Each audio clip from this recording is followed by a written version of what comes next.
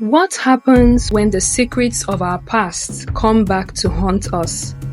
In a world where love, lust, and betrayal intertwine, a young girl discovers the shocking truth about her family that shattered her. Will she break free from the chains of her parents' mistakes?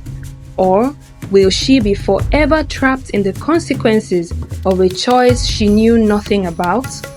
Let's find out in this story. In the busy city of Tali lived a young girl so full of life. Her name was Cynthia, though everyone called her Ceecee. As the second child among 8 siblings, life was never easy for Ceecee. Her parents were strict and disciplined, but their resources were limited. With so many mouths to feed, putting each child through school was a constant struggle. Yet, Ceecee was determined to rise above her circumstances. She was in her final year of high school, having just written her last exams.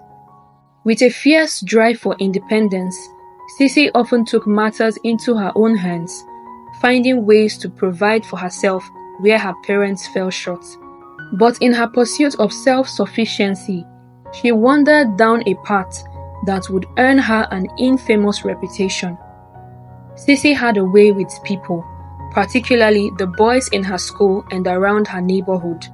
She was known for her flirtatiousness and charm, and soon she was given the nickname Ceecee the Baddie. Behind closed doors, she would exchange her company for a little money, enough to buy essentials, clothes, and things she felt she deserved but her parents couldn't afford. Her actions were a mix of youthful rebellion and necessity. For Ceecee, this was survival, a way to claim a bit of freedom in a life otherwise bound by limitations.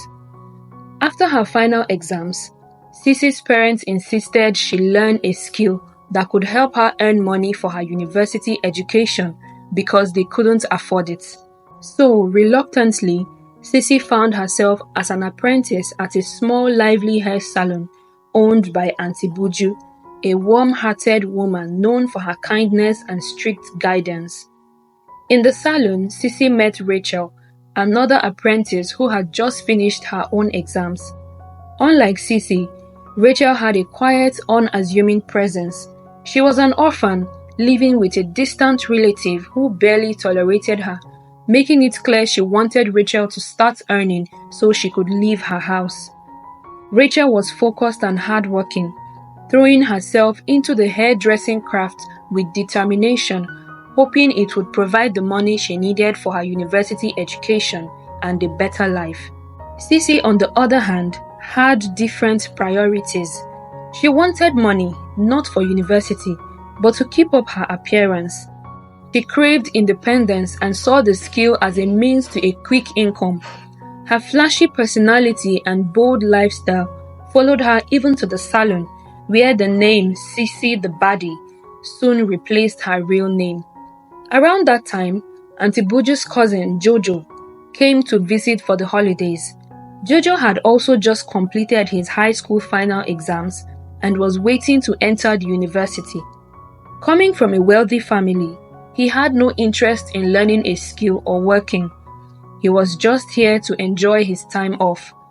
One day, Jojo decided to visit Auntie Buju at her salon, and as he walked through the door, Ceecee's eyes locked onto him instantly. She noticed his polished look, his air of confidence, and instantly she knew she wanted him. He had everything she desired: good looks, charm, and most importantly, money. She decided right then that she would capture his attention, imagining the possibilities of the luxurious life he could provide. Rachel, on the other hand, barely noticed Jojo until Auntie Buju introduced him to everyone at the salon as her cousin. Everyone, including Rachel, politely greeted him and returned to their work. But Jojo's eyes lingered on Rachel. Something about her calm, innocent demeanor intrigued him. She was nothing like the girls he knew, and the idea of winning over her pure heart thrilled him. Jojo also picked up on Ceecee's not so subtle interest in him, which only fueled his desire to play the game his way. He saw an opportunity to charm both girls, to toy with Ceecee's ambition and Rachel's innocence. He was determined to have them both in his own twisted idea of a holiday romance. Jojo and Ceecee's relationship soon crossed into secrecy and desire. They began sleeping with each other, meeting in hidden places, and keeping their encounters away from the prying eyes, especially Auntie Buju's. From time to time, Jojo would send Ceecee money, which she used to keep up her lifestyle, but it was never enough. Quietly, she continued to meet other men, earning what she could to support herself without Jojo's knowledge. But little did she know that Jojo was aware of her secret life and played along, reducing his support to what he now considered payment for their meetings. Meanwhile, Jojo's charm had worn down Rachel's resistance, and after much convincing, she agreed to date him in secret. While Ceecee and Rachel both dated Jojo, neither knew about the other. Their lives were too separate and they shared little about their personal lives, especially when it came to the matters of the heart.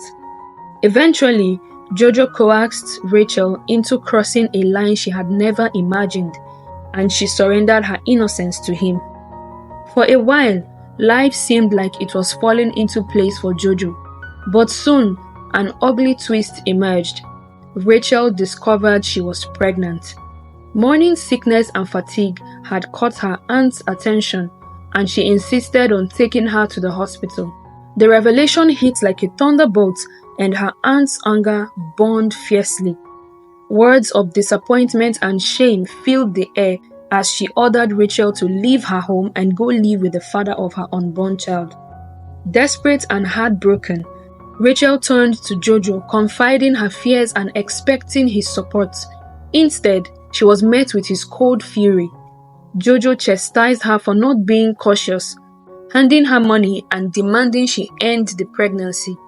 He warned her sharply, saying he would deny everything if she told anyone the child was his. Rachel was devastated, torn between fear and heartbreak, unsure of how to move forward, yet too afraid to consider the extreme step Jojo had suggested. But fate had another shock in store for Jojo. Not long after Rachel's revelation, Ceecee too realized she was pregnant. Doing her calculations, she was confident Jojo was the father. She hadn't been with any other man except him around the time she conceived. She confronted him, expecting him to react with concern. Instead, Jojo's expression turned dark as he bluntly denied the possibility. To her shock, he revealed that he knew about her other affairs and questioned her certainty about the child's paternity. Stunned, Ceecee insisted that the timing left no doubt. Jojo was responsible. As the lives of Ceecee and Rachel unraveled, the secrets and lies of the past caught up with them, casting shadows over the future they had imagined.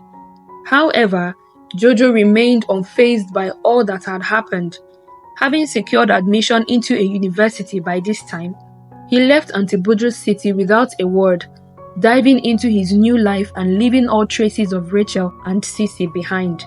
With each passing day, he erased them from his memory, content to start fresh, free from any responsibility he had left in the dust.